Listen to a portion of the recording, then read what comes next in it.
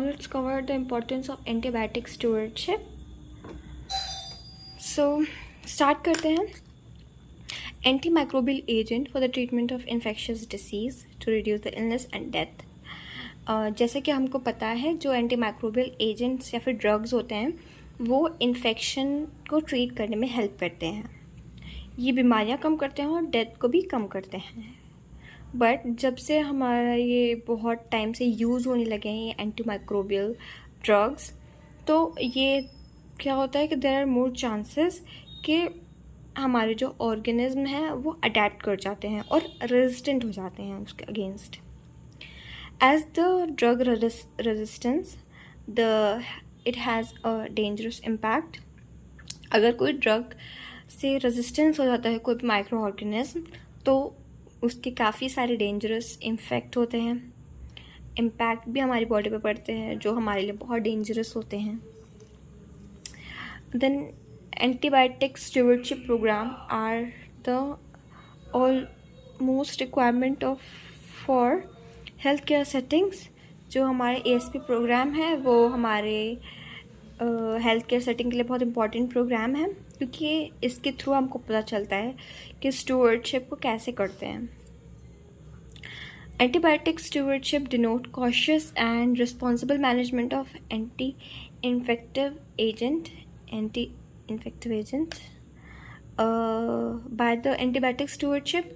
हमको पता चलता है या फिर ये डिनोट करता है कि हमको कोई भी एजेंट जो हमको माइक्रो ऑर्गेनिज्म से बचाए या फिर बैक्टीरिया से बचाए तो वो हमको कैसे लेने हैं और हमारी क्या क्या जिम्मेदारी है वो हमको एंटीबायोटिक स्टूवर्डशिप के अंडर पता चलता है. जो ASP यानी एंटीबायोटिक स्टूवर्डशिप प्रोग्राम का एम क्या है कि कम से कम एंटी माइक्रोबियल का गलत इस्तेमाल हो, कम से कम करना है.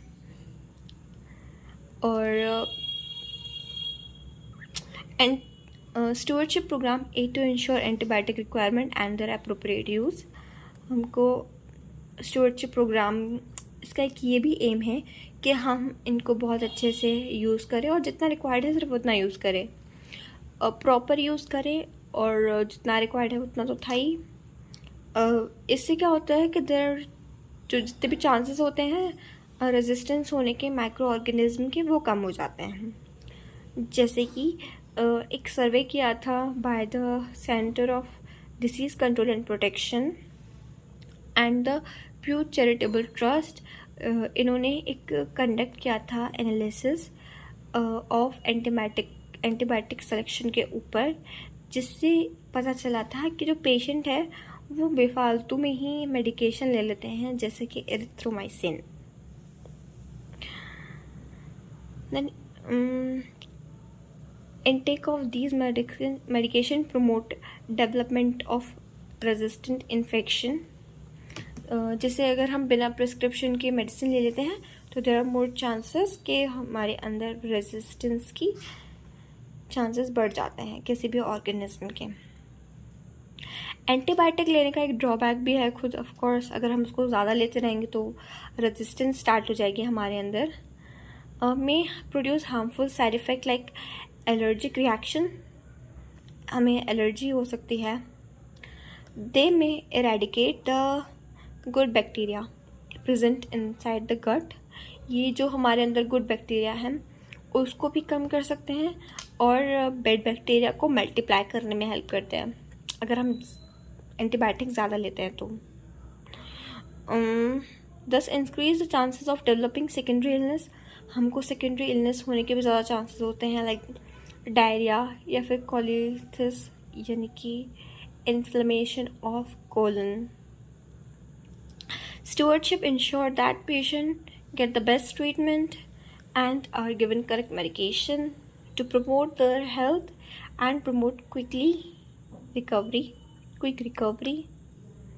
स्टूवर्डशिप इंश्योर करता है कि हम बेस्ट ट्रीटमेंट दें और करेक्ट मेडिकेशन दें. क्यों? क्योंकि हमको हेल्थ प्रमोट करनी है और रिकवरी जल्दी करनी है.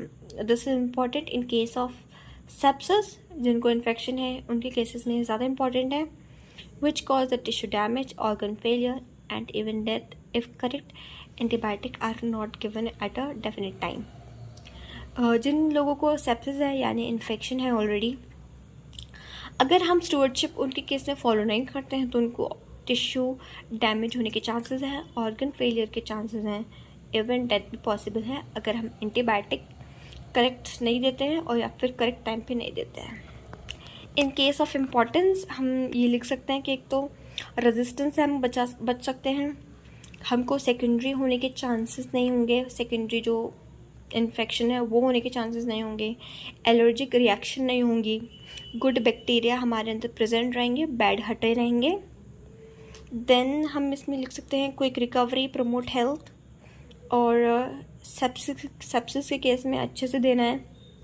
और इम्पोर्टेंस में हम ये गोल्स भी लिख सकते हैं जो हमने स्टार्टिंग में पढ़े थे, to reduce the antimicrobial resistance, extend the life span of antimicrobial agent, toxicity को कम करना, एडवर्स इफेक्ट को कम करना, ये इसकी इम्पोर्टेंस है।